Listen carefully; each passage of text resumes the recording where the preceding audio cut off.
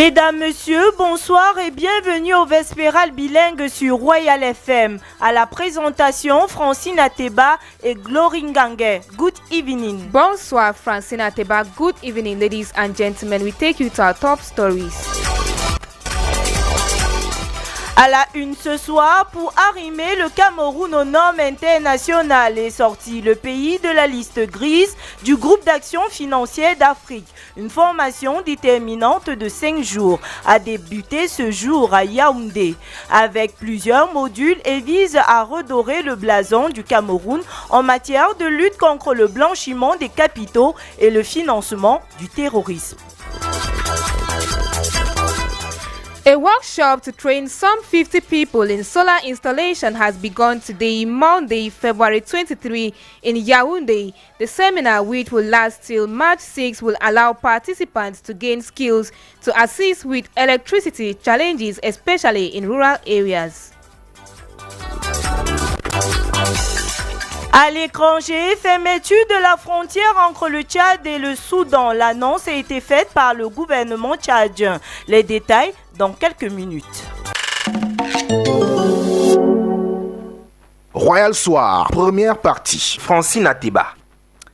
Je vous l'annonçais en titre, de nombreuses insuffisances du dispositif camerounais en matière de sanctions financières ciblées, concernant notamment le financement du terrorisme, le blanchiment des capitaux, ont pris place au Cameroun sur la liste grise du groupe d'action financière d'Afrique, la Commission nationale consultative qui a pour but de mettre en œuvre les résolutions des Nations Unies concernant la lutte contre le financement du terrorisme et la prolifération des armes de destruction massive. N'est-elle en même en action prescrite une formation pendant 5 jours pour sortir le Cameroun de la zone de turbulence. Plusieurs modules ont été développés à l'instar des sanctions du Conseil de sécurité, des gels des avoirs et les gels des actifs ainsi que leur impact.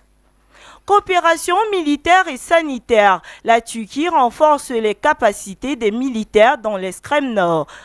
Les efforts s'inscrivent dans une stratégie globale de la Turquie de renforcer ses rapports avec l'Afrique. Des accords de coopération ont été signés pour la fourniture d'équipements militaires et sanitaires, le développement de l'industrie de défense camerounaise et la formation militaire ont été passés au peigne fin en vue de l'amélioration des capacités sanitaires et militaires nationales.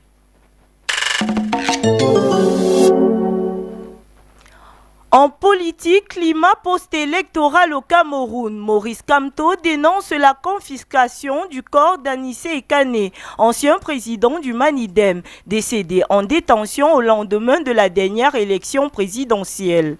Dans sa récente sortie, le leader du mouvement pour la renaissance du Cameroun appelle aussi à la libération immédiate des personnes arrêtées lors des manifestations post-électorales d'octobre 2025. Une sortie qui est loin d'être une tentative de récupération. Jean-Marie Anaba, éditorialiste, chef d'ex politique. Cette position est défendue par le docteur Aristide Mono. Le politologue qualifie la sortie du professeur Maurice Kamto de louable, une sortie qui devrait être soutenue par toute la classe politique. Dans le champ politique camerounais, l'ogre dominant se donne des libertés de poursuivre la répression jusqu'aux confins de la mort. Anissé Ekane, déjà vivant, a été victime de la répression la plus abjecte et aujourd'hui, son corps subit la même répression. Après le décès d'Anissé Ekane le 1er décembre 2025, une délégation du MRC est allée présenter ses condoléances aux militants du Manidem et les deux parties poursuivent les échanges dans le cadre de l'organisation des obsèques. Pour le secrétaire général du Manidem, la sortie du professeur Maurice Kamto ne relève pas de l'opportunisme. Jean-Benoît Mevois. Nous avons déjà entrepris plusieurs actions, notamment auprès des autorités étatiques qui ont été notifiées de nos différentes correspondances et même les autorités judiciaires, notamment le commissaire du gouvernement, à savoir que nous continuons de réclamer la dépouille du président Anissé Ekane pour lui rendre un dernier hommage. Le leader du mouvement pour la renaissance du Cameroun demande aussi aux autorités de libérer le corps d'Anissé Ekane et de le remettre à sa famille éplorée. Le docteur Aristide Mono soutient la thèse de la confiscation. Je crois qu'il faut plutôt se demander si dans une démocratie, dans un pays dit des droits de l'homme, on doit soumettre les familles à des démarches pour récupérer les dépouilles de leurs proches qui se seraient mêlés des affaires politiques. Je crois qu'il s'agit d'une incongruité totale. Près de 3 mois après la mort en détention du président du Manidem, rien ne filtre sur les conclusions de l'enquête officielle, dénonce le professeur Maurice Kamto qui appelle à la libération des autres personnes arrêtées dans le cadre de la crise post-électorale. Gilles Roger Bilingue et Emmanuel Odondor sont libres depuis le week-end. Les ex-directeurs généraux de la SIC et du FECOM, respectivement, ont purgé une peine réduite à 20 ans dans le cadre de l'opération Épervier, une grande offensive anticorruption des autorités camerounaises. Cette libération remet au goût du jour le débat autour de la gestion de cette opération de mœurs publiques dans notre pays. Florent Goyam, chef d'ex, brigade des reportages. Ils étaient parmi les premiers à tomber en février 2006, année de lancement de l'opération Épervier par le chef de l'État. D'un côté, Emmanuel Ondondo, reconnu coupable de détournement estimé à 36 milliards de francs CFA avec ses co-accusés, et de l'autre, Gilles Roger Bilingue, ex-directeur de la SIC, qui écope pour sa part de 35 ans de prison et d'une amende de 3 milliards à payer à l'État. Leur remise en liberté est plus que normale, suivant le principe juridique. Léon Teller Onana, président de l'organisation du mouvement patriotique. Lorsqu'un citoyen a purgé sa peine conformément aux décisions de justice, sa libération est normale dans un état de droit. 2006-2026, 20 ans déjà que l'opération Épervier existe et questionné sur son efficacité, Benoît Feudieu et Simon Metsengue, hommes politiques et communicants du RDPC, s'expriment. Il faut dire que le Cameroun caracolait à la tête de la liste des pays les plus corrompus du monde à cette époque. 20 ans après, la corruption a baissé au vu du classement de Transparency International. L'opération Épervier s'affirme comme un puissant levier d'assainissement de la gestion des finances publiques au Cameroun, conduite dans le respect des procédures judiciaires et des principes de l'état de droit. Et elle fait son chemin depuis 2006. Une crédibilité et une efficacité remises en question par Roger Justin Noah, secrétaire général adjoint du MRC, et Léon Teller Onana, président de l'OMP. L'opération Épervier lancée sous l'impulsion des autorités camerounaises qui d'ailleurs sont toujours en place, elle a eu un impact peut-être symbolique. Est-ce que les fonds détournés ont-ils été intégralement récupérés? La corruption a-t-elle réellement reculé? Nous voulons plutôt que ces gens remboursent, ne serait-ce qu'en partie ce qu'ils ont pris. Nous pensons vraiment que c'est du folklore. Dans le cadre de la restitution du corps du délit, des biens immobiliers avaient été saisis dans certains cas. Mais pour renforcer la lutte contre la corruption et les détournements des biens publics au Cameroun, Léon Teller Onana et Justin Noah proposent. On a adopté une loi qui oblige chaque gestionnaire de déclarer ses biens et ses avoirs. 20 ans après, cette loi n'est pas encore mise en application. Parce que le président de la République n'a jamais fait le décret de désignation des membres de la commission de déclaration des biens et des avoirs. Renforcer l'indépendance de la justice, garantir la traçabilité des finances publiques, assurer la restitution effective des biens détournés et surtout instaurer une culture de reddition des comptes. L'opération Épervier, créée en 2006, avait pour principal objectif assainir la gestion publique et traquer les gestionnaires de la fortune publique soupçonnés de détournement massif. Il procède par enquête, des arrestations, des procès, le bilan et la critique. Intéressons-nous un temps soit peu à la question de l'éducation matrimoniale pour la jeune fille comme pour le jeune garçon. Une question qui prend des tournures dans un contexte d'union pour le mariage qui devient de plus en plus difficile. Qu'il faut comprendre comment expliquer la chose. Vous avez échangé avec quelques Camerounais. Reportage Dorine Bimi.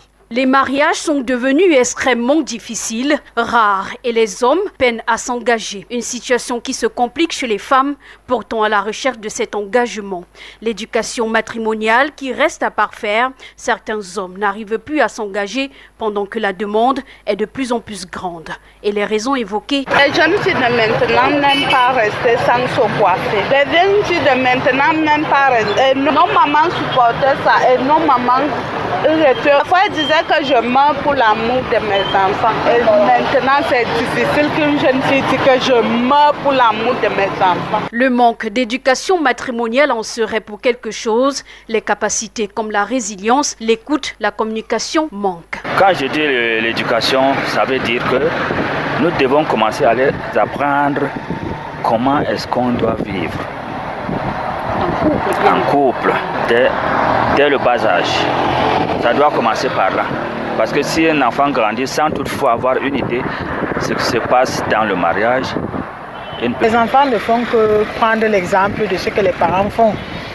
Et vous voyez, on a des nouvelles technologies, on regarde ailleurs, on regarde les films.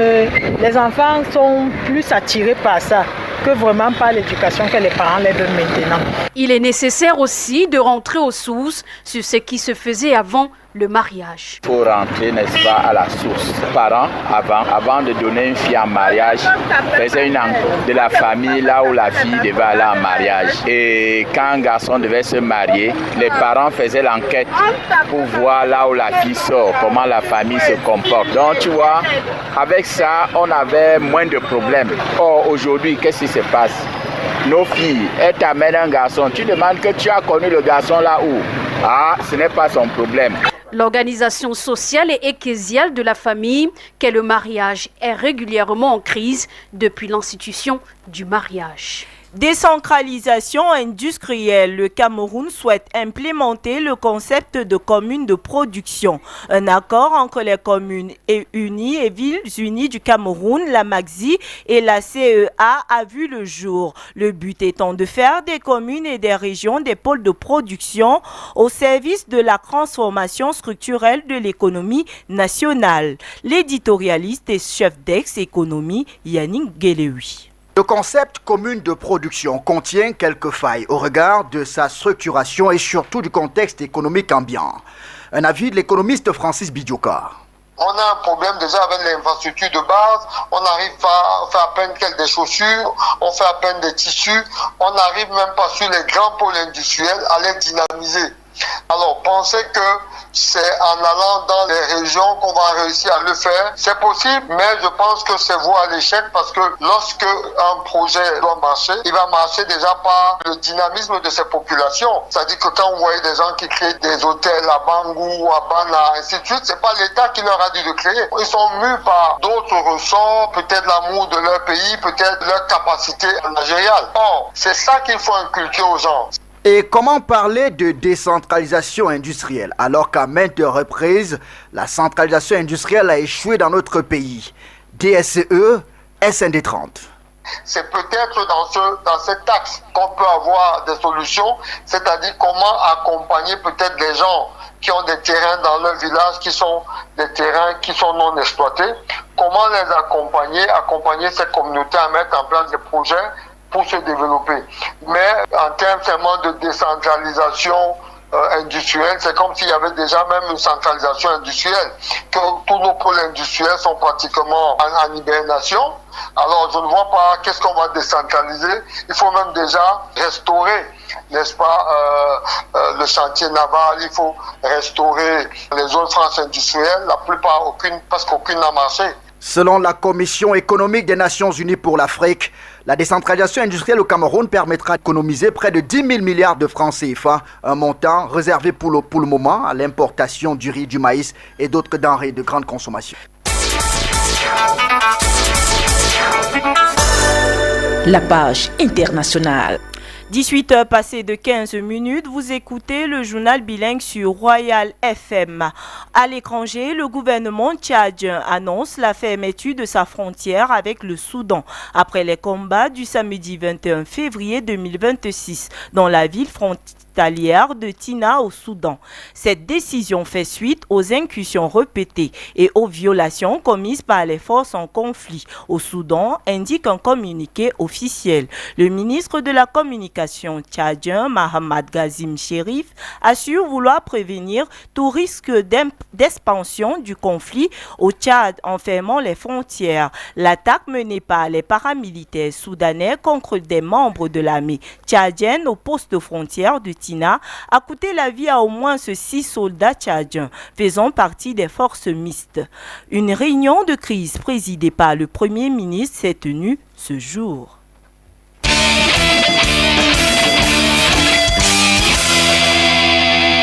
La page sportive. Ascension du Mont Cameroun, la 41e édition de la course de l'espoir s'est refermée ce week-end. Amadou Bid Ibrahim s'impose chez les hommes, tandis que Wiba Marie-Grâce, arbitre de la Guinness Super League, crée la surprise en remportant la catégorie senior femme. Elle a bouclé l'ascension du Mont Cameroun en 5h22 minutes 11 secondes et Ibrahim a su imposer chez les messieurs sa loi sur les pentes abruptes du char des dieux. Cette victoire vient couronner une préparation minutieuse. The second part of the news in the English language with Glory Ngange. Welcome back. Some 50 installers, including staff of the Ministry of Water and Energy, have from this February 23 begun taking part in an intensive training seminar. The seminar, which ends on March 6, is holding at the Solar Technology and Application Resource Center of the Water and Energy Ministry in the Bastos neighborhood in Yaoundé. The initiative is spearheaded by the Economic Community of West African States, supported by the World Bank and other partners. This as part of the Regional Access to Off-Grid Electricity project.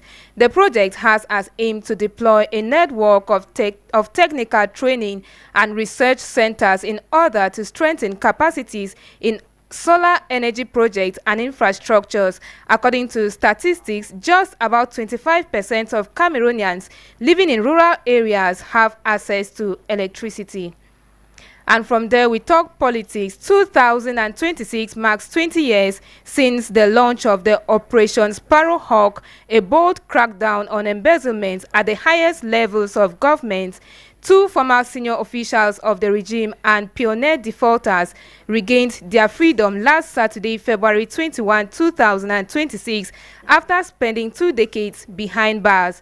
Gilles-Roger Bellinga, former Director General of the Société Immobilier du Cameroun SIC, and Gérard Ondo, former Director General of FECOM, were released after serving sentences linked to the much publicized anti-corruption campaign.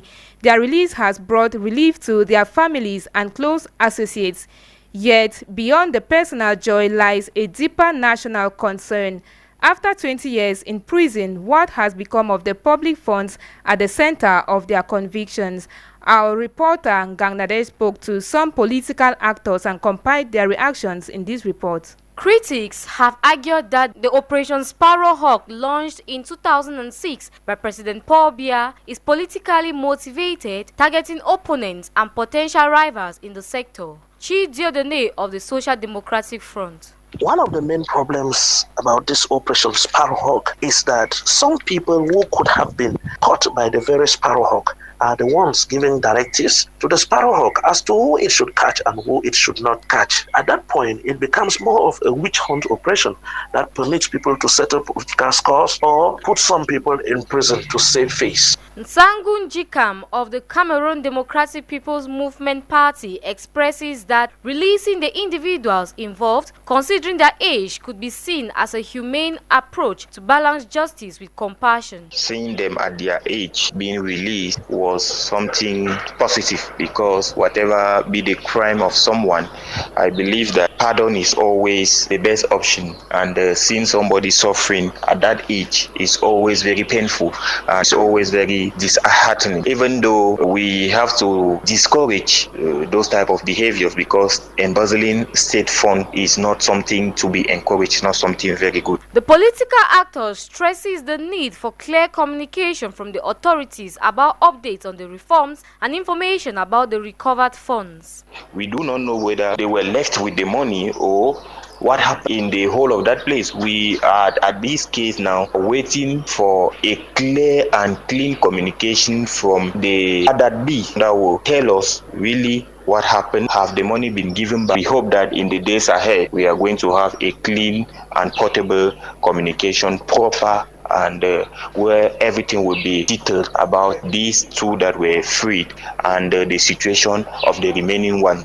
Chief Diodene once again raises concerns about the lack of accountability, questioning the system that allows politicians to embezzle with minimal consequences. What therefore is the interest of a common Cameroonian when someone is taken and put into jail and the money that he or she embezzled is not recovered, and recovered even with interest? What will deter people from embezzling when they know that they can embezzle, find a way to hide the funds and just go stay in prison and come out after a number of years? Or even if they do not come out, they allow the money for their family members to enjoy. What therefore would deter people from embezzling? In a nutshell, the freedom of the two former officials is not in itself an injustice, as 20 years in detention is a significant sentence in any legal system. However, the real test of an anti-corruption campaign is not measured in years served, but in funds recovered, projects completed, and public funds restored. In more political news, Professor Maurice Kamto, president of the Cameroon Renaissance Movement, the MRC, has condemned the retention of Anise Ekane's corpse by the state authorities. Maurice Kamto, through a communique signed on February 21, called for the release and handover of Ekane's remains to his family to be given a befitting burial. Given that Maurice Kamto recently resigned from Ekane's Manidem party after failing to stand as candidate in the October 2025 presidentials, what could be the political significance of this outing? Answers in this excerpt of an interview with the political analyst Isidore Parker. They were all together before leaving. So I think his outing to decry or denounce the state confiscating Mr. Ekane's corpse is quite relevant because it is a political collaborator. So therefore, you have to stand by his person no matter he's no more, whether life or death. It is very normal for him to give his support. It's a kind of a peace process where he needs to, to fraternize with his political counterpart. So in my observation from Professor Maurice Kamto's outing too, it's not bad. He's trying to show support to the ancestors. The ancestors, you and I know that they are the living dead. Our relatives who have gone beyond. And Professor Maurice Kamto, knowing that Ekane is a living dead, who has once shown favor to him by endorsing him as a political candidate, have that possibility of showing his trust and faith to him once more. On the side of the government, we also need to know that government is doing everything to maintain peace and order, because confiscating his corpse means they are taking procedures on how to see or to give him a kind of a befitting burial. Ekane was a statesman, and being a statesman, the state have to actually do what it takes to give him what he deserves. You are listening to the 6 p.m. Bilingual News on Royal FM 88.4 in Yaoundé. We take some health news. Turkey has emphasized its commitment to assist in the improvement of healthcare delivery in the far north region of Cameroon. The assurance was made by the Turkish ambassador to Cameroon, Volkan Oskipa, who is on a working visit to Marwa. The diplomat underlined Turkey's willingness to assist in time of health crisis, including natural disasters. On to something else. In the society today, marriage is becoming more difficult and divorce cases more recurrent. This raising questions surrounding the education of children on matrimony.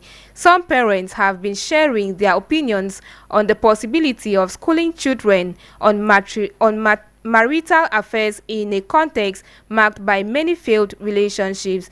They spoke on the microphone of our newsroom. Take a listen to some of them.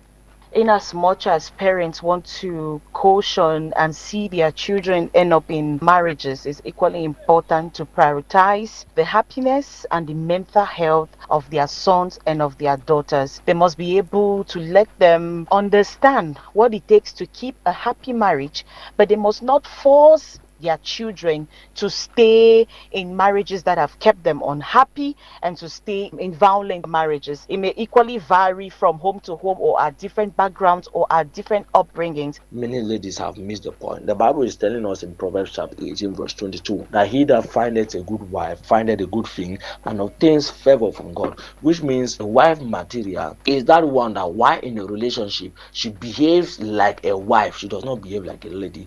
You are there to place yourself as he who has already entered into marriage. Mostly what kills many homes now is unfaithfulness. So all we can say to our female children is trying to be faithful to your partner. And now nobody in marital houses want to bow to the other, of which even a man doesn't have a job, he remains the man of the house. Us women, we don't agree. I can't advise my child to go and get married to a man when you are not working, but then when you are working, you have to still know that the man of the house remains the man of the house. One of the most effective ways that parents can educate or teach their children in marital activities is already transmitting their marital experience to them, which means that it can give them a background, the challenges that they face in marriage, so much so that before a young lady or a young man is getting into marriage, he should be aware of the kind of challenges that he's going to face.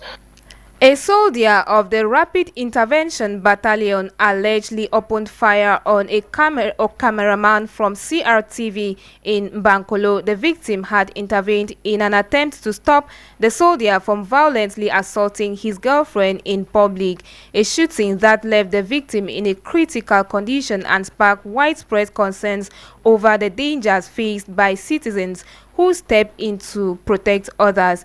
Beyond the shock of the incident, a crucial question remains: what does the law say about this? Nelson Lambris is a legal mind who explains its implications and how civic responsibility and personal safety clash. He spoke on the microphone of our reporter Jeffrey Tachum. Take a listen. If somebody is in danger and another person stands by and watching the person without actually assisting the person, it is an offense which is punishable by the Cameroon Penal Code. So the situation where the military man was trying to actually gun down the person who was coming to separate the fight between two Cameroonians, first of all, is not husband and wife but two citizens that they were fighting at a level where the woman was bleeding. So the man had all the absolute rights and obligation to assist so that the woman should not be languished in cold blood. And it turns out that the military man actually used a gun on the man. Unfortunately or fortunately, he did not die. It means that at the end of the day, the military man is going to face the law, and the law will not show mercy to this type of people. It is very, very clear that the man was acting in good faith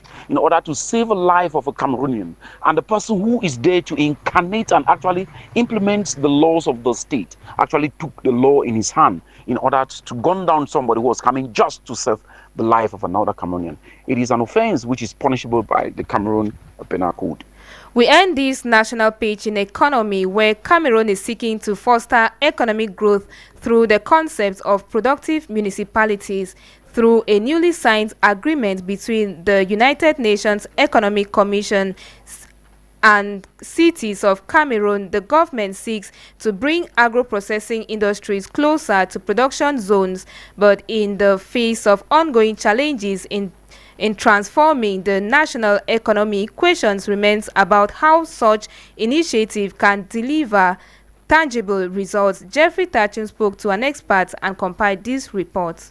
Cameroon turns to its municipalities as new engines of economic growth, with authorities launching a concept of productive councils aimed at transforming local agricultural potentials into real value. In this regard, experts say this is a strategic move by the local government. Valerie Asundep, economist. Bring agro-processing industries closer to farming areas instead of exposing raw agricultural products like cocoa, cassava, maize, or palm oil. Municipalities will host small and medium-sized processing units.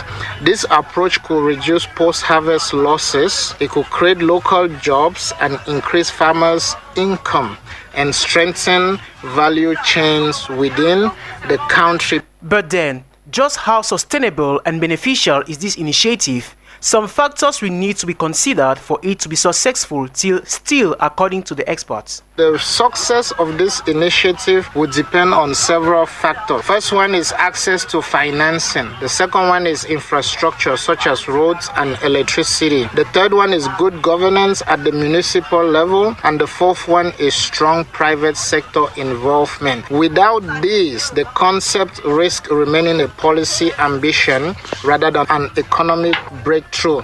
On the other hand, Henry Kwam totally believes in this project, which he points out some possible benefits for local populations. The initiative signed by the councils and UNECA is good because UNECA can provide economic intelligence, data, fact-based research to help support decision-making and to ensure that councils have the capacity to implement projects that align with the attainment of the UN Sustainable Development Goals. It's important to note here that 40% of Cameroonians live below the poverty line. As Cameroon develops this new development model, the success of productive municipalities will largely depend on effective implementation and adequate investments. Out of Cameroon, cross-border activities have officially reopened at the boundary between Uvira and Bujumbura after its closure on December 10, 2025. According to reports, about 10,000 people crossed the border since its opening this Monday, February 23, at about 6 o'clock a.m.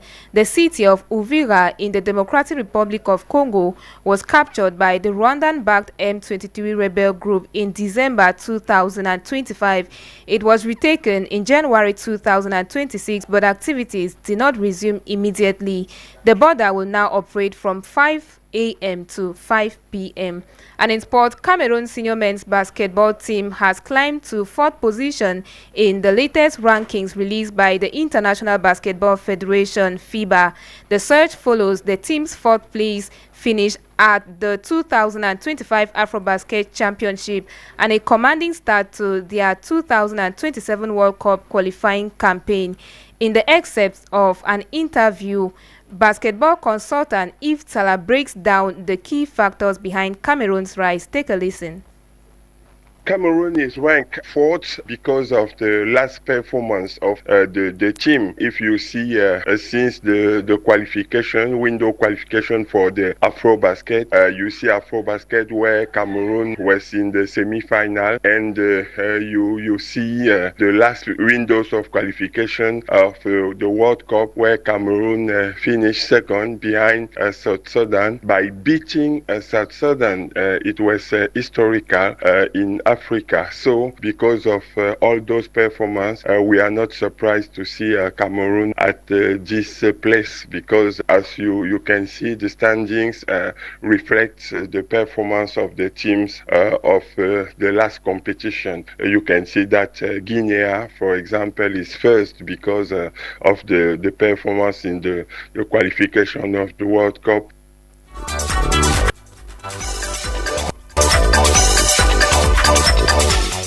It is with that excerpt in sport that we bring you to an end of the 6 p.m. bilingual news, which was technically produced by Salomon Esana, who is our sound engineer. Behind the cameras for our social media handles, we have Brian Bida and Alain Kwekam, production assistants Jeffrey Tachum and Doreen Bimi, script editing Annie Lizette Ambassa and Mapalazita, editorial coaching Abel Bella Samari, coordination the station's manager Roger Kiek, and general supervision the Reverend Pastor Bisai Emmanuel Noel. For news presentation, we have been Glory Ngange and Francine Ateba. C'est la fin de cette édition de l'information sur Royal FM. Merci de nous avoir suivis. Le prochain rendez-vous avec l'information, c'est à 8h. Juste après nous, ne zappez pas, car nous recevons sur ce plateau Roger Kiek de Kiki, le directeur général de Royal FM, pour son émission culte On refait l'actu.